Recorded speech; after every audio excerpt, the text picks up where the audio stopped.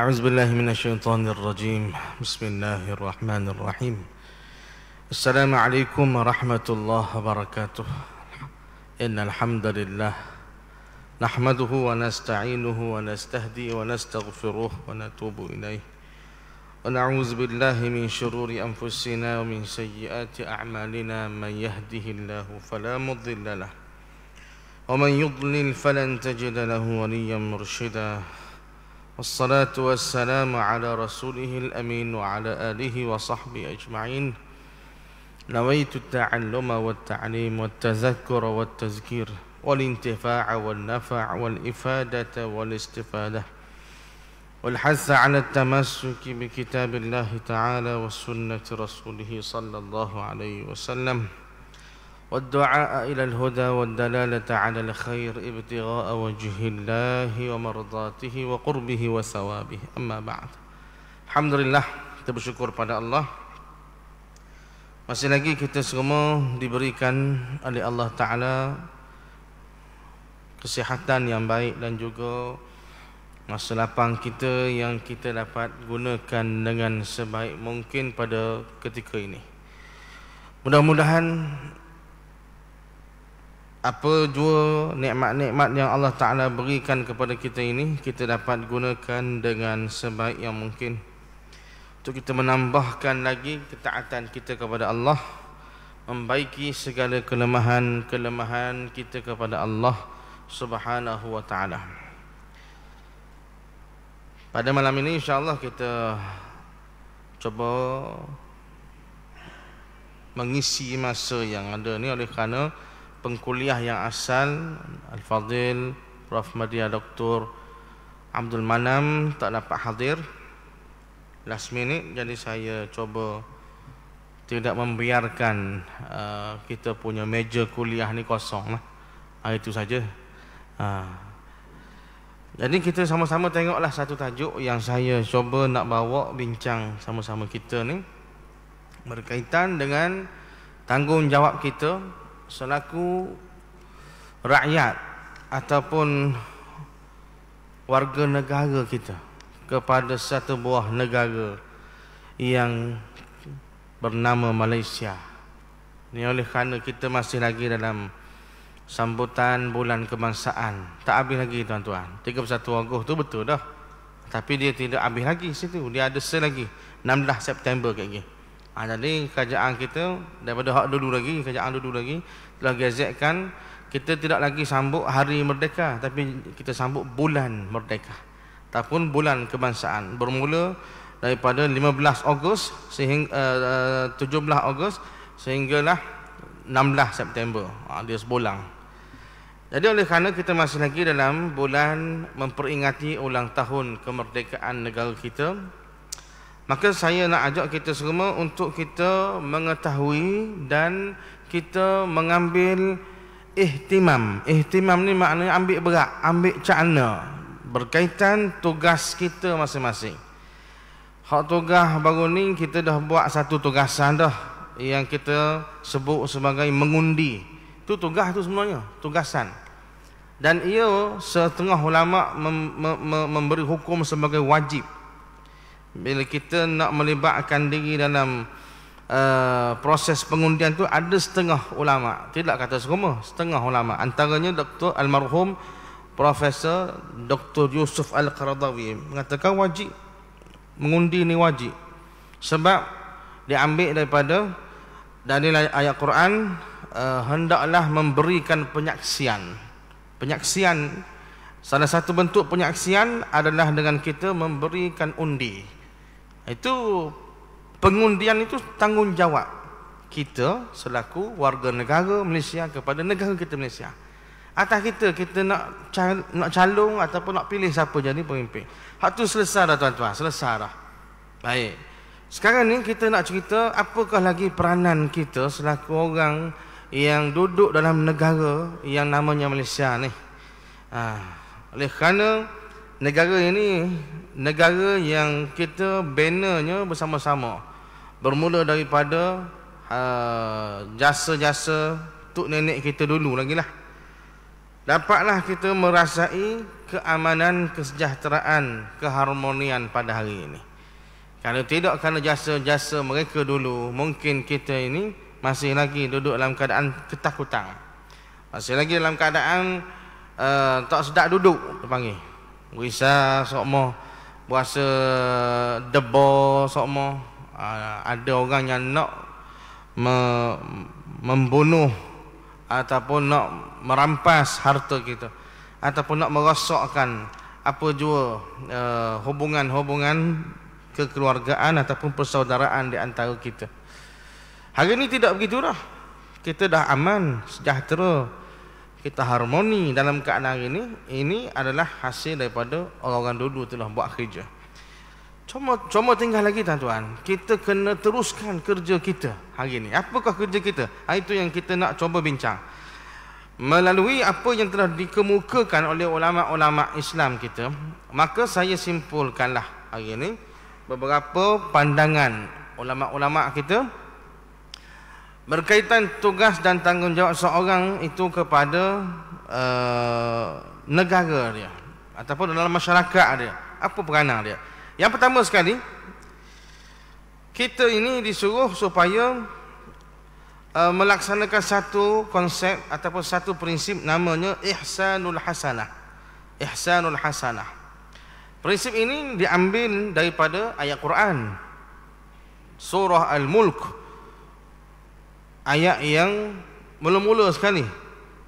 Allah Ta'ala sebut, Bismillahirrahmanirrahim, Tabarakalladzi biyadihil mulk wa huwa ala kulli syai'in qadir, alladzi khalaqal mauta wal hayata liyabluwakum ayyukum ahsanu amala. Itu ayat dia. Allah Ta'ala kata, alladzi khalaqal mauta wal hayata liyabluwakum.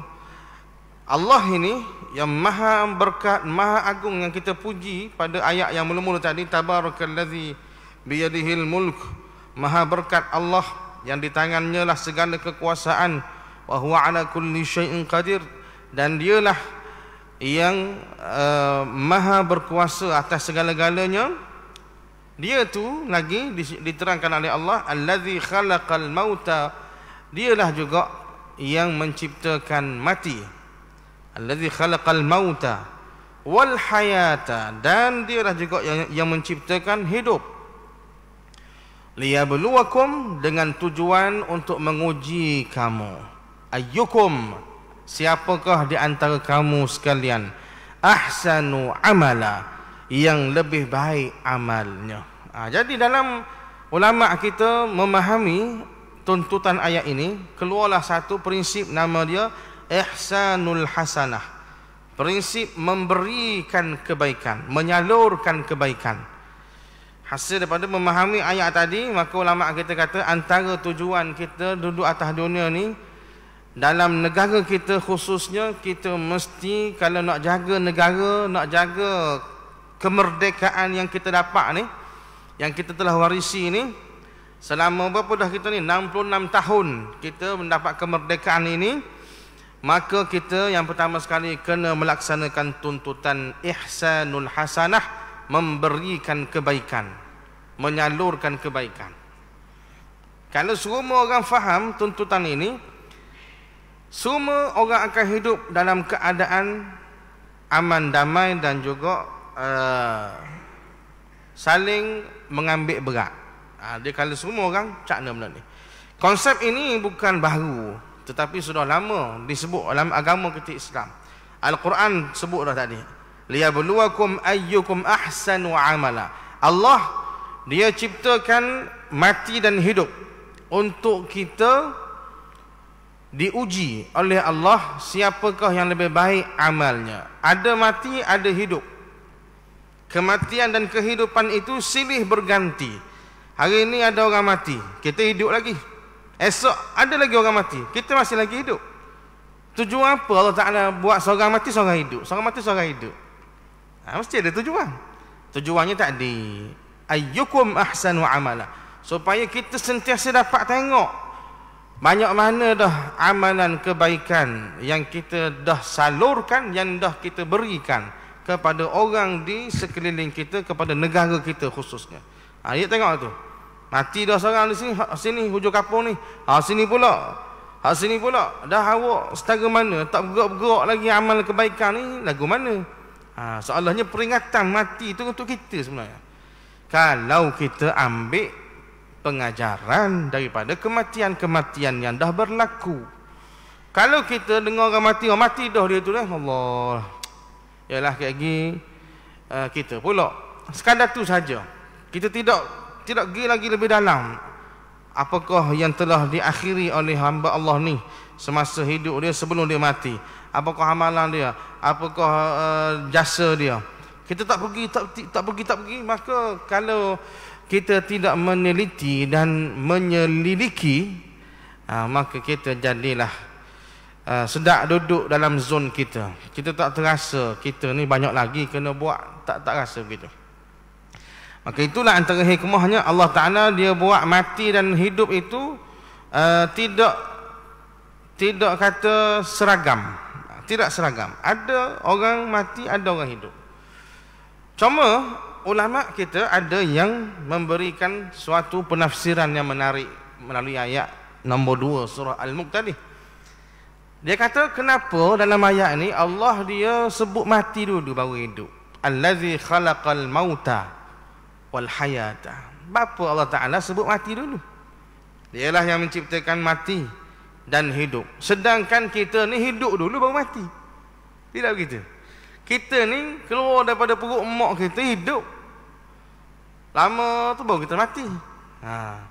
Jadi sepatutnya allazi khalaqal hayata wal mauta lah. Yang dialah yang menciptakan hidup dan mati. Baru betul. Kita nak bahas dari sudut bahasa. Ada orang yang dia berfikir begitu. Lalu kata ulama, Allah tak salah dah. Guana-guana ayat Quran yang duduk dalam Quran tu kita kata tak logik begini, tak kena lah gaya bahasa gini. Kita kata begitu. Sebenarnya yang tak kena adalah pada kita. Al-Quran dia kena sama. Al-Quran betul sama. Tak rajin tak betul. Tak rajin tak betul. Mana kalau kita tengok ada benda tak kena tu, kita yang tak kena sebenarnya. Kita yang tak kena. Maka ulama dia ditafsirkan ayat ni. Kenapa Allah sebut mati dulu baru hidup? Kerana kata dia qaddimal maut 'alal hayah fil ayah li'annahu aqwa da'iyan ilal amal. Didahulukan sebut mati sebelum daripada hidup dalam ayat ini kerana itu adalah suatu sebab ataupun faktor yang terkuat untuk menjadi pendorong ataupun pemotivasi kepada seseorang untuk buat amal.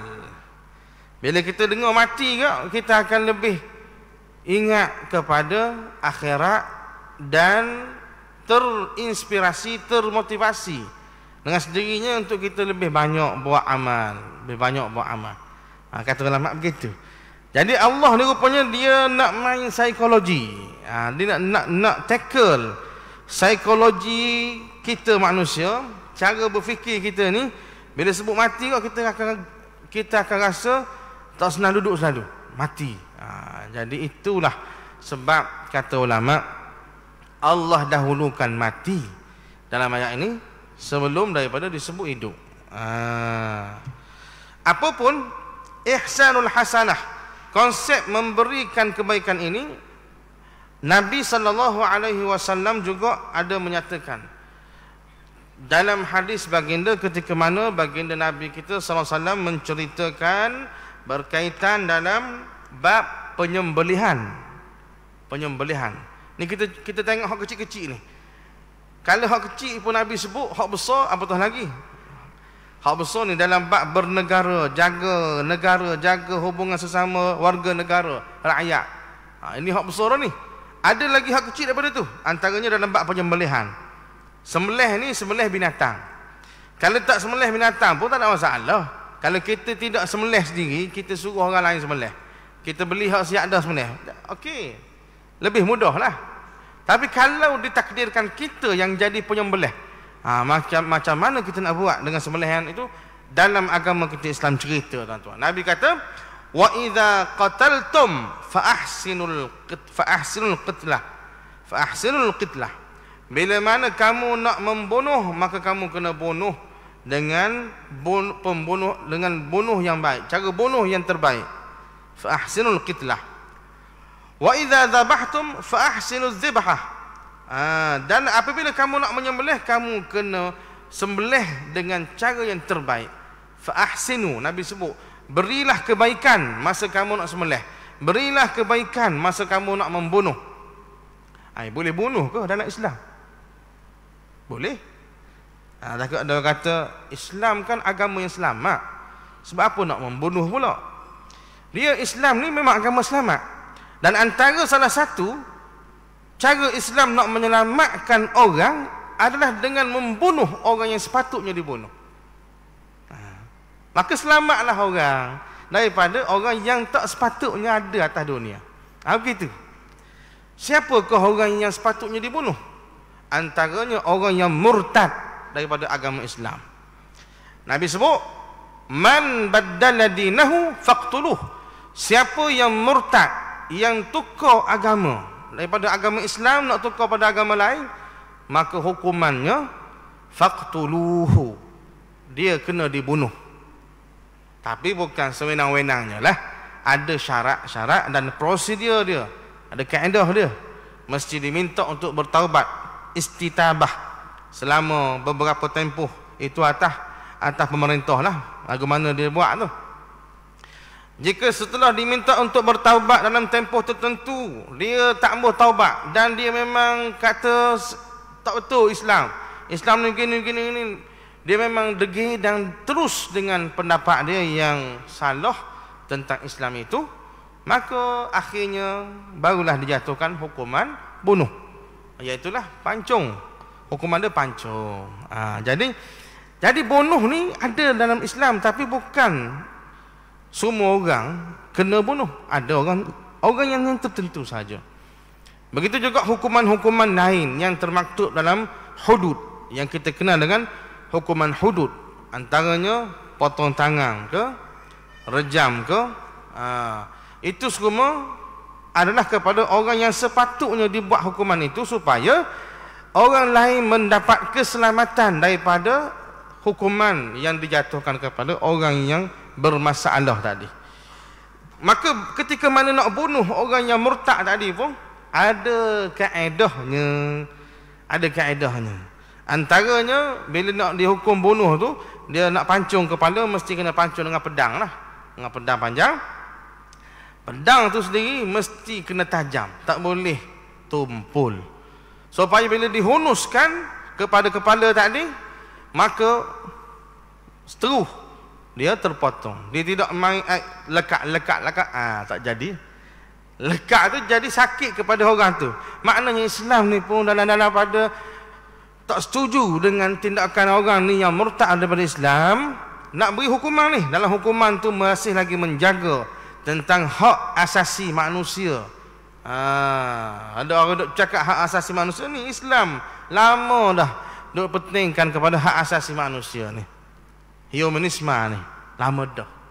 Dalam bab nak potong kepala orang tu pun kena pastikan dia punya pedang tajam. Begitu jugalah ketika mana wa idza dzabhtum fa ahsinuz dzibhah. Bila mana kamu nak sembelih, Nabi kata kamu kena berikan kebaikan, salurkan kebaikan ketika mana nak sembelih. Antaranya Nabi sebut wal yuhidda syafratahu wal yurih zabihatahu atau kama qala. Antaranya kena tajamkan pisau. Pisau masa nak sembelih binatang yang tertentu, lembu ke, unta ke, kambing ke, mestilah pisau tadi kena tajam sungguh-sungguh. Dia bukan masalah buat syarat saja tajam ni, tidak. Memang kena ambil perhatian sungguh. Sehingga kalaulah kita melihat orang sembelih dengan senjata ataupun alat pisau yang tupu ni, nampak sangat seksa pada binatang tu. Nak boleh putus ke kulit tu, kulit kadang-kadang kulit lembu ke kulit binatang ditebal. Dia tak sama, ada hak nipis, ada hak tebal. Walaupun dia punya jenis sama, lembu belaka, tapi ada lembu hak jenis pesing, dia punya lemak tebal sikit daripada hak lain. Jadi hak tu payah nak kerak tu.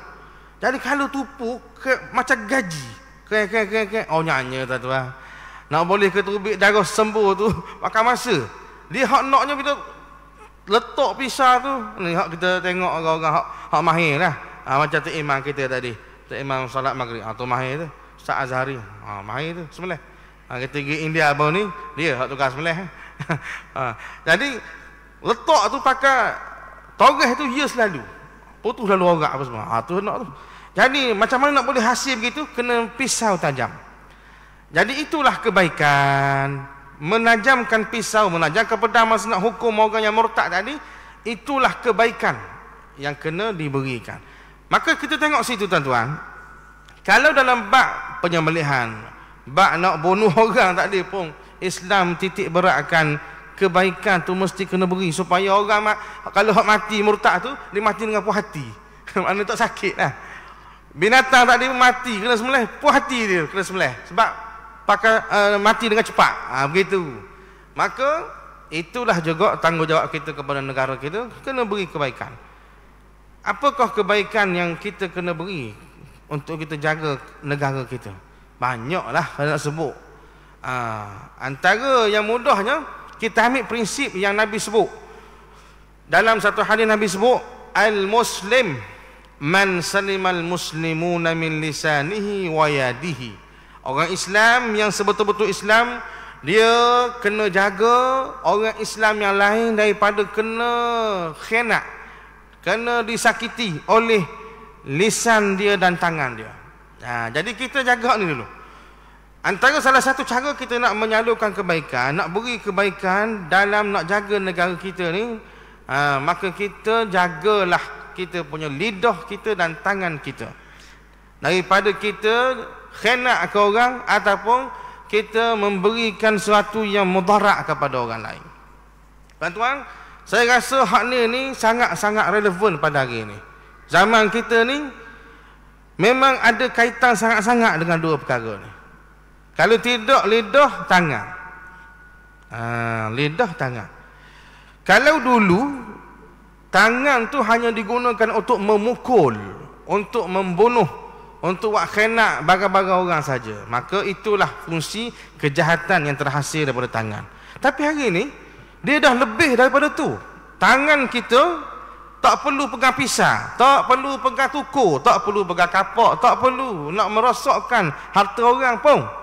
Kita duduk depan Facebook kita, depan WhatsApp group apa semua, kita tulis ni bagus tulis tak? Tapi rupa-rupanya ada tulis yang boleh membunuh orang, yang membunuh perasaan orang, membunuh jiwa orang, yang boleh memecah belahkan rumah orang. Ada. Kalau zaman-zaman dulu, orang tak ada internet ya, kita nak pecah belah keluarga seseorang, kena pergi ke Tok Bama lah. Minta dia beri kain kuning ke apa, balut-balut sikit azimat.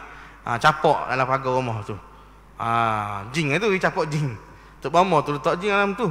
Lalu jadilah pokok peranda masalah dalam keluarga tu. Ataupun dia kena pergi bisik ke kawan ni, kawan B ni, supaya dia pergi bisik benda tak betul.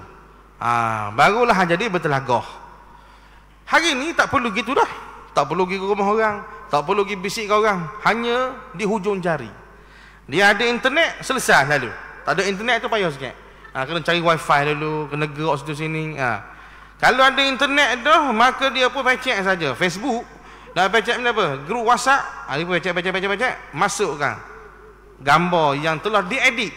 Tak usah gambar edit. Lah ni pun banyak benda boleh dibuat sekarang ni. Dengan ada application yang orang duk buat untuk edit gambar, edit video. Asalnya gambar tu duduk di dua keadaan yang berbeza. Hal ni duduk di Selangor, ni duduk di Terengganu. Dia boleh buat tu. Siapa jadi duduk sekali. Duduk mana? Dalam Masjid Abidin. Contoh. Padahal kawan A, kawan B tu duduk lain-lain. Tiba-tiba dia boleh edit duduk dalam Masjid Abidin atas kapet merah, duduk dekat tiang-tiang ni. Dia boleh buat. Lepas siap edit, dia pun sebar. Dia taklah grup tu, taklah Facebook. Ni dia panggil viral. Istilah hari ni viral. Dia sebarkan benda yang tak betul.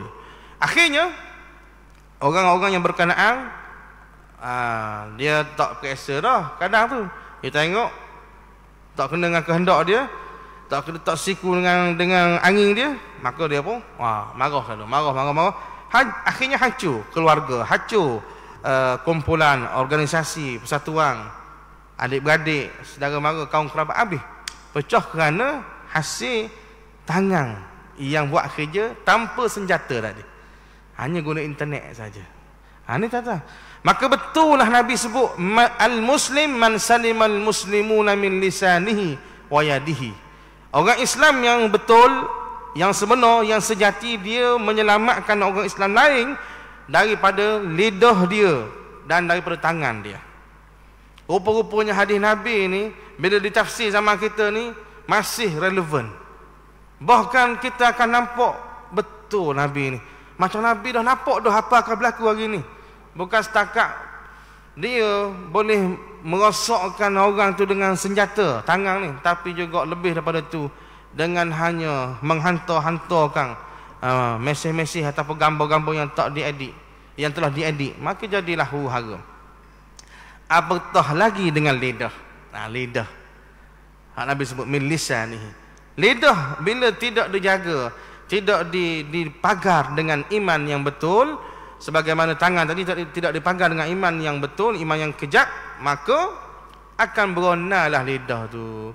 Dia bawa cerita situ, bawa cerita sini, benda yang tak pasti dia pergi kongsi dengan orang lain. Dia pergi kongsi dah. Jadi itulah masalah hari ni, tuan-tuan. Maka kalau kita sayang kepada negara kita jagalah dua benda ni. Sebarkan kebaikan melalui dua organ ni, tangan dan juga lidah. Sebar. Benda-benda yang negatif tahan, tak payah sebar, supaya kita tidak jadi orang yang merosakkan hubungan harmoni dalam negara, seterusnya merosakkan negara. Satu. Lepas tu yang kedua adalah prinsip yang kedua ataupun tuntutan yang kedua yang perlu kita laksanakan selaku kita orang yang duduk dalam negara ni, nak pastikan kemerdekaan kita, keharmonian kita ni kekal sungguh. Kita jaga satu lagi prinsip, iaitu nama dia adalah keadilan.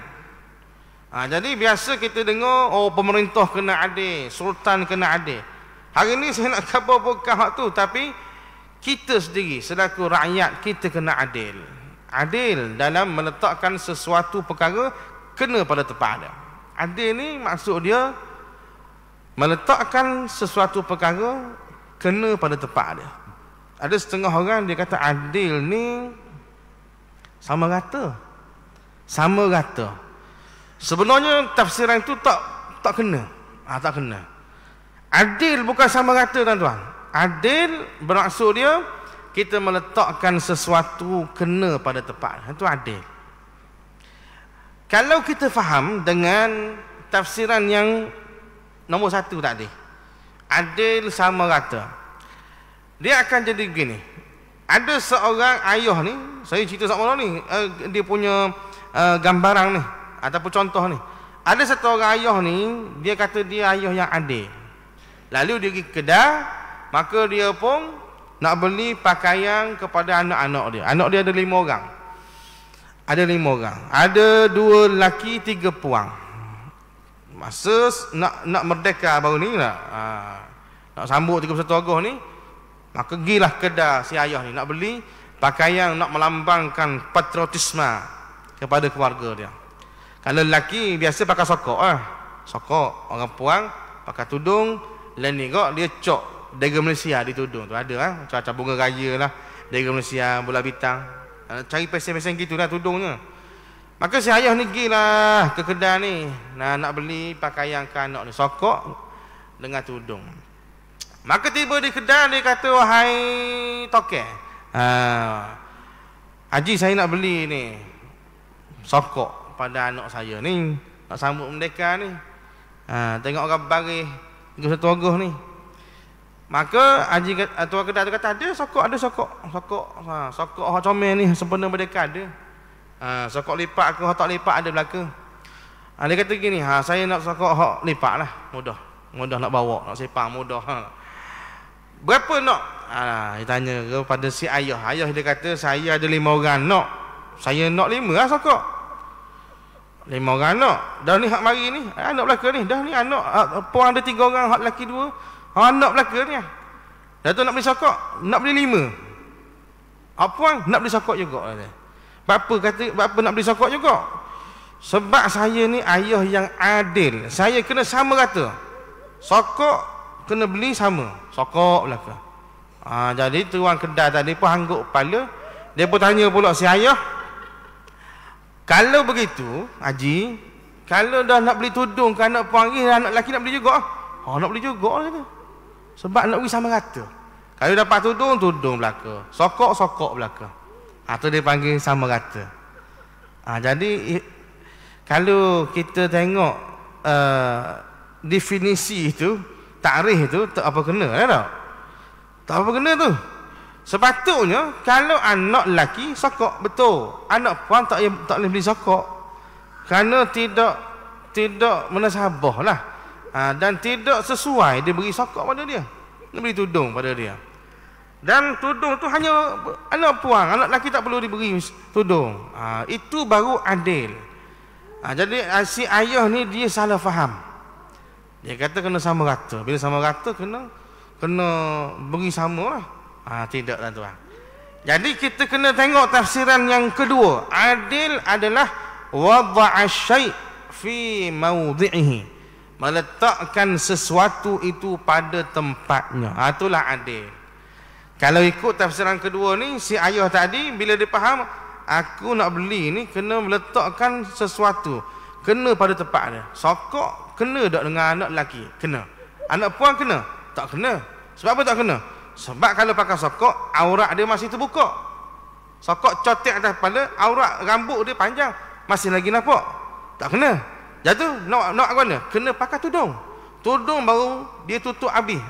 Maka itulah adil. Itu adil sebenarnya. Adil kita meletakkan sesuatu kena pada tempat dia. Maka begitulah tuan-tuan, bila kita jadi rakyat, jadi warga negara ni, kita kena adil dalam menilai dan memberikan penyaksian kepada sama-sama kita rakyat ataupun sama dengan pimpinan ataupun apa dipanggil pemimpin-pemimpin negara dan negeri. Kena berikan suatu keadilan yang sepatutnya. Kalau benda yang salah kena kata salah, benda yang betul kena kata betul. Begitulah. Kadang-kadang kita sayang pada seseorang, terhormat sangat dia, tapi dia buat salah. Dia buat salah, kita tak boleh nak susu. Kena kabarlah salah dia. Kena kabar, kena akui, kena saksikan, beri penyaksian, dan kena berikan hukuman lah. Mintalah diberikan hukuman, kerana itulah yang terbaik. Sebab itu ada ungkapan dalam kita punya agama disebut qulil haqqa walau kana murra. Sebutlah tentang kebenaran itu sekalipun ianya pahit. Walaupun pahit tangga mana pun, kita sebut jugalah, sebab benda yang betul. Kalau benda yang salah pun, sebutlah juga tentang kesalahan itu. Walaupun kita akan mungkin hilang kawan ke, hilang apa nama ni, apa-apalah yang ada di sekeliling kita kerana tak setuju dengan tindakan kita, kita kena cakap betul, cakap benar. Maka di sinilah keadilan itu sangat penting dari sudut rakyat, apatah lagi dari sudut orang yang jadi pemimpin. Pemimpin pun kena adil. Kalau apa yang berlaku kepada anak kita, kita pemimpin, anak kita buat salah, kita wakil rakyat, anak kita buat salah, kita pegang jawatan-jawatan yang penting lah dalam negara, anak beranak kita buat salah, maka masa itulah nak tengok kita praktikkan ke tidak keadilan yang sepatutnya. Sebagaimana Nabi sallallahu alaihi wasallam sebut, "Lau anna Fatimah bintu Muhammadin saraqat laqata'tu yadaha." Nabi sebut, kalaulah sekiranya Fatimah binti Muhammad, siapa tu? Anak Nabi lah. Anak Nabi. Nabi kata, kalaulah Fatimah binti Muhammad ni dia mencuri, saraqat, laqata'tu yadaha, maka saya akan potong tangan dia. Nabi sebut pada sahabat-sahabat. Nak kabarnya Nabi bab keadilan, Nabi akan bertegas sekalipun kena pada anak beranak. Maka di sini nampaknya prinsip keadilan sangat perlu dititik beratkan daripada kita rakyat ataupun pemimpin-pemimpin, mesti ambil berat supaya kita dapat jaga negara kita dengan sebaik-baiknya. Laginya dalam bab kita nak memberikan suatu tanggungjawab kita kepada negara ni. Macam mana kita nak meneruskan warisan kemerdekaan yang telah diwarisi ini? Iaitulah dengan kita jaga satu lagi prinsip, nama dia uswatun hasanah. Contoh yang terbaik. Uswatun hasanah maksudnya contoh yang terbaik. Contoh yang terbaik ini bukan setakat daripada pemimpin, juga di kalangan rakyat pun mesti tunjukkan contoh terbaik. Bermula daripada keluarga lagi lah. Tersebut keluarga kita. Daripada keluarga akan hasilkan masyarakat yang baik, yang bagus. Keluarga yang baik, yang bagus akan lahirkan masyarakat yang bagus, yang baik. Daripada masyarakat yang bagus, yang baik tadi akan lahirkan satu buah negeri ataupun kampung yang baik, yang bagus. Daripada negeri dan kampung yang hak baik, hak bagus akan lahirkan, kalau semuanya bagus-bagus belaka, negeri-negeri ataupun kampung-kampung yang ada dalam satu buah tempat tu, maka semua itu dipanggil akan mewujudkan satu buah negara yang baik, yang bagus. Bermula daripada sekecil-kecil entiti, iaitu keluarga. Maka nampaklah di situ keluarga tu ada ketua dia, yang kita sebut hari ni ketua keluarga. Jadi hak hadir malam ni kebanyakannya jadi ketua keluarga belaka dah. Hak sebelah muslimin, sebelah muslimat pun ada juga ketua keluarga. Kalau dia dah kematian suaminya, maka dia sedang meneruskan kepimpinan untuk menjaga keluarganya, maka dia tu adalah pengganti kepada ketua keluarga lah. Simak tadi. Tapi kalau hak biasa-biasanya ayah tu ketua keluarga, maka daripada sinilah akan dilihat uswatun hasanah tadi, contoh terbaik. Dalam Quran pun disebut laqad kana lakum fi rasulillahi uswatun hasanah. Sesungguhnya bagi kamu pada diri Rasulullah sallallahu alaihi wasallam itu satu contoh teladan yang terbaik. Maka kita dengan Nabi, kita kena follow belaka, kena ikut belaka hak Nabi buat, Nabi khabar, Nabi akui, perakukan, kita kena turut belaka. Sebab itulah yang dinamakan dengan uswatun hasanah. Uswatun hasanah ini sebenarnya tidak ada bagi orang lain melainkan hanya pada Rasulullah sallallahu alaihi wasallam saja, kata ulama. Tetapi ia boleh juga turut kita jadikan orang lain ni sebagai uswatun hasanah dengan syarat, kata ulama tafsir, orang itu menurut apa yang Rasulullah sallallahu alaihi wasallam buat. Jadi kita contoh, kita nak suruh anak kita turut kita, mesti kita kena turut Nabi ya. Barulah anak boleh ambil kita sebagai uswatun hasanah. Kalau kita tak turut Nabi, kita tak ikut apa hak Nabi buat, hak Islam suruh, yang yang disebarkan, Islam tu yang disebarkan oleh Nabi kita SAW, maka kita tak disebut uswatun hasanah. Kita jadi boleh jadi uswatun sayyi'ah. Uswatun sayyi'ah. Jadi uswatun ni ada dua. Uswah ni ada dua. Uswah ni contoh teladan. Ada uswatun hasanah, contoh teladan yang baik. Ada satu lagi uswatun sayyi'ah, contoh teladan yang buruk. Macam mana kita nak jadi uswatun hasanah? Dan memang hak ni sajalah yang sepatutnya kita kena pilih.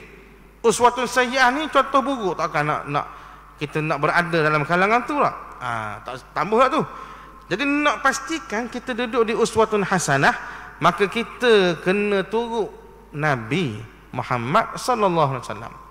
Kena ikut dia, kena contohi dia.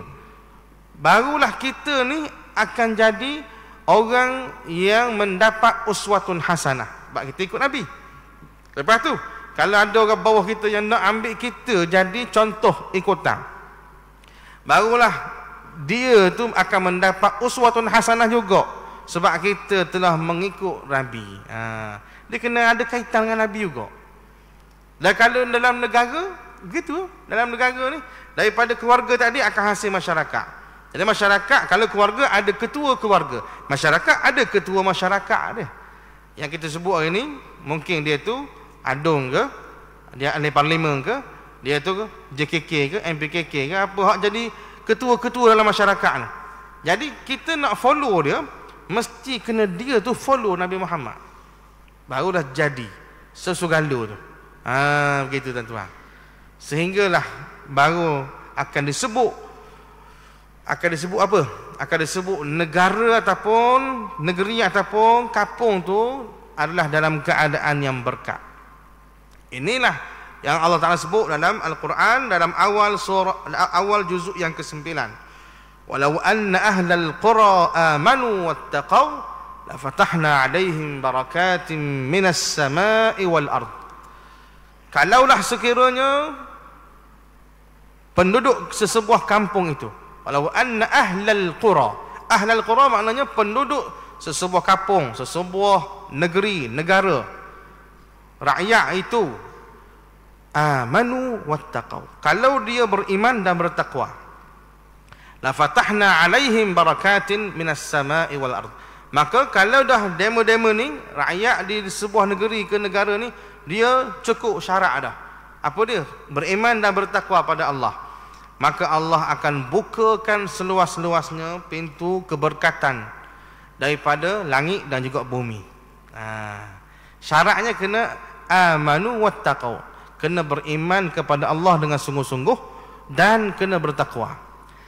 Iman dan takwa tadi akan terhasil kalau kita ambil contoh daripada Nabi Muhammad sallallahu alaihi wasallam yang disebut uswatun hasanah. Ada gitu, susu galio dia. Kalau kita ketua keluarga ikut Nabi Muhammad sallallahu alaihi wasallam, maka insya-Allah anak-anak, isteri-isteri kita, kalau ada isteri-isteri lah, kalau tidak isteri sajalah, ada dalam klausa tu, akan jadi orang yang dapat uswatun hasanah. Sebab kita follow Nabi Muhammad SAW yang dapat uswatun hasanah.